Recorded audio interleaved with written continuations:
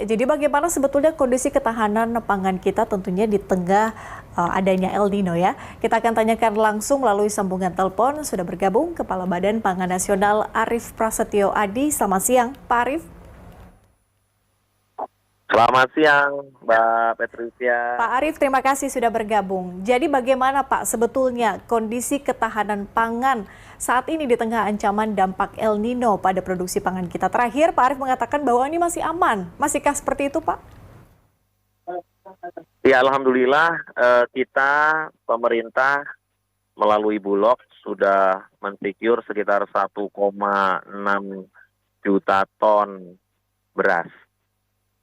Kemudian dalam waktu dekat kita juga mempersiapkan 400.000 ton lagi. Dan ini memang apa yang kita sampaikan di awal tahun bahwa kita sudah punya early warning system untuk menyiapkan food reserve yang akan kita gunakan karena di semester 2 itu memang produksi hampir pasti memang turun. Jadi kalau kita mengetahui trennya Maret, April, Mei itu panen raya, kemudian nanti di akhir tahun di tengah-tengah itu akan ada panen gadu ya. Sehingga memang produktivitas di semester 2 itu pasti di bawah semester 1. Dan ini kita sudah siapkan antisipasinya. Baik, artinya sudah ada langkah antisipasi, tapi bagaimana Pak menggambarkan sinergi nih yang kemudian dijalin dengan Bulog atau mungkin Kementerian Pertanian atau mungkin Perpadi dan juga stakeholder terkait lainnya seperti apa Pak? Hari ini memang yang paling tertekan adalah selain konsumen adalah penggiling padi. Jadi penggiling padi ini hari ini agak sulit untuk mendapatkan GKP. Ya, artinya produksi tidak sebanding dengan keperluan GKP yang diperlukan oleh penggiling padi.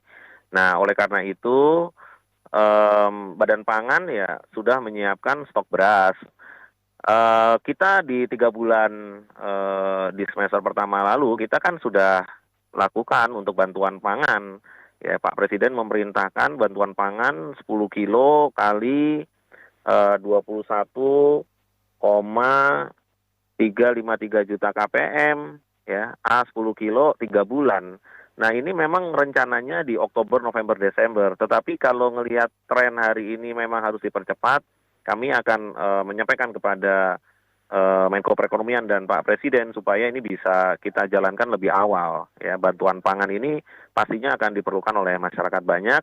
Dan apabila beras ini digelontorkan otomatis demand kita kan akan terpenuhi, ya. Kemudian bisa membuat harga bisa lebih baik dari hari ini. Demikian, Mbak Peti. Pak Arief, ratusan sawah padi terancam gagal panen, Pak. Tadi juga Pak Arief sempat sebutkan bahwa produksinya memang masih kurang begitu ya.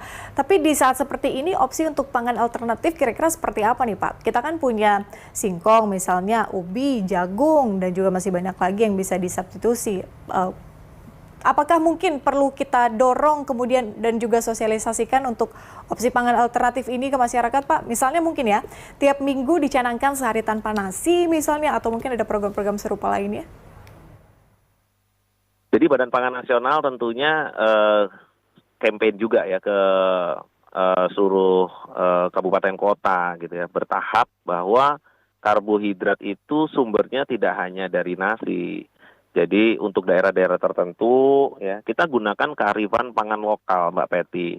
Kearifan pangan lokal tuh begini, misalnya Maluku menggunakan sagu, beberapa daerah menggunakan jagung, ada yang sorghum, ya ada ubi kayu di Papua, ada juga ubi jalar, sumber-sumber karbo lainnya seperti kentang gitu ya. Kemudian kalau protein gitu ya, nggak mesti harus daging sapi.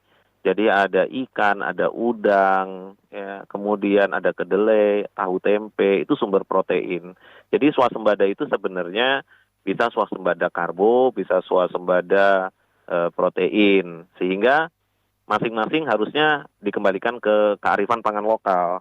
Dan ini ada juga satu lagi yang memang harus disampaikan, mumpung dengan teman-teman di BTV, kita itu harus stop boros pangan. Jadi seperti yang sering disampaikan bahwa food loss and waste kita itu angkanya di atas 260 triliun sampai dengan 551 triliun. Artinya apa?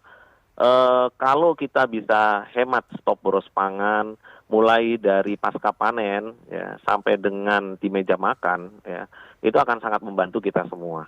Di satu sisi produksi kita mau kita tingkatkan, di sisi lain sebenarnya stok boros pangan ini juga menjadi penting selain dari tadi penganekaragaman konsumsi pangan, Mbak Patrice, gitu.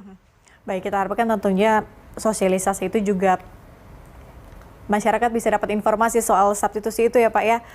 Pak Arief Prasetyo Adi, Kepala Bappenas, terima kasih Pak Arief sudah bergabung di Berita Satu Siang. Kami nantikan informasi terbaru terkait dengan ketahanan pangan ini di program-program selanjutnya. Sekali lagi selamat siang.